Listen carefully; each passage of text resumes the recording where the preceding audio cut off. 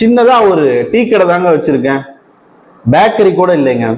இல்லைங்க, ஓரளவுக்கு நான் பேக்கரி மாதிரி ரன் பண்ணிட்டு இருக்கேங்க, ஆனால் பெரிய அளவில் டர்ன் ஓவர் எதுவும் இல்லைங்க.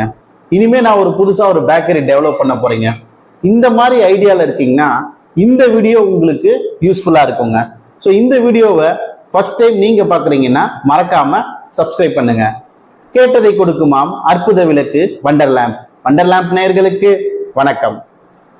நார்மலாக பார்த்தீங்கன்னாங்க ஒரு ஸ்மால் டிக்கெட் பிஸ்னஸ் லோன்ஸ் எல்லாம் பார்த்தீங்கன்னா ஸோ இந்த மாதிரி சின்ன சின்ன பிஸ்னஸ் பண்ணுறவங்களுக்கு தான் கொடுப்பாங்க. ஸோ பெரிய அளவில் அமௌண்ட் கொடுக்காட்டினா கூட ஏதோ ஒரு 3 to 5 lakhs வந்து பார்த்தீங்கன்னா அன்செக்யூர்ட் லோன்ஸாகவே தருவாங்க. இதுக்கு என்னென்னலாம் தேவை அப்படின்னு பார்த்தீங்கன்னா நீங்கள் பண்ணுற பிஸ்னஸை பொறுத்து இங்கே பார்த்தீங்கன்னா 2 கிரிட்டீரியாவாக பார்ப்பாங்க. ஒன்று வந்து பார்த்தீங்கன்னாங்க நம்ம நார்மலாக குடிக்கிற ஒரு டீ, போண்டா, பலகாரம் இந்த மாதிரி ஐட்டம்ஸ்லாம் வச்சு வைக்கிற ஒரு கடை. இன்னொன்று வந்து பார்த்தீங்கன்னா ஓரளவுக்கு கொஞ்சம் குவாலிட்டியாக ஒரு பிரெட் ஐட்டம்ஸு, ஒரு கேக்கு இதெல்லாம் வச்சு பண்ணுற ஒரு பேக்கரி ஐட்டம்ஸ் ஒரு கடை. ஸோ இது ரெண்டுக்குமே வந்து என்னென்னு டிஃப்ரென்ஷியேட்னு பார்த்தீங்கன்னா இதுவும் எஃப்எஸ்எஸ்ஐ தான் வேணும், இதுக்கும் எஃப்எஸ்எஸ்ஐ தான் வேணும். ஸோ இது ரெண்டுலேயும் உங்களோட ஸ்டாக் எவ்வளோ இருக்குது, நீங்கள் எந்த அளவுக்கு டர்ன் ஓவர் இந்த சேல்ஸில் காட்டுறீங்க அப்படின்றத பொறுத்து தான் இந்த 2 கேட்டகரிக்குமே லோன் கொடுப்பாங்க. ஏன்னா நார்மலாக ஒரு கடையில் எவ்வளோ வியாபாரம் நடக்குன்றது எல்லாருக்கும் காமனாக தெரியும். அதை தாண்டி ஓரளவுக்கு நல்லாவே போகுதுங்க, இது வந்து பீக் ஏரியாங்க, இந்த ஏரியாவில் ரெகுலராகவே பிஸ்னஸ் நல்லா போகுதுங்க அப்படின்றவங்களுக்கு கொஞ்சம் ஸ்பெஷல் கேட்டகரி எடுத்துட்டும் பண்ணுவாங்க. இதை பொறுத்த வரைக்கும் பார்த்தீங்கன்னா என்னென்ன டாக்குமெண்ட்ஸ்லாம் கேட்பாங்கன்னா எஃப்எஸ்எஸ்ஐங்க மெயினான விஷயம். ரெண்டாவது வந்து பார்த்தீங்கன்னா உங்களோட பேங்க் ஸ்டேட்மெண்ட்டுங்க.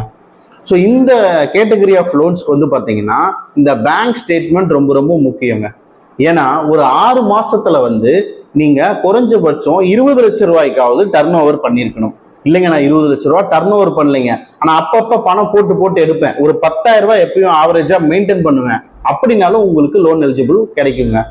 ஸோ இது தவிர நார்மலாக இருக்கிற இந்த உதயம் ரெஜிஸ்ட்ரேஷன், ஸோ உதயம் தவிர ஐடிஆர் இருந்துச்சுன்னா உங்களுக்கு லோன் எலிஜிபிலிட்டி இன்னும் அடிஷ்னலாக கிடைக்கும், ஐடிஆர் இல்லைன்னா கம்மியாக கிடைக்கும்.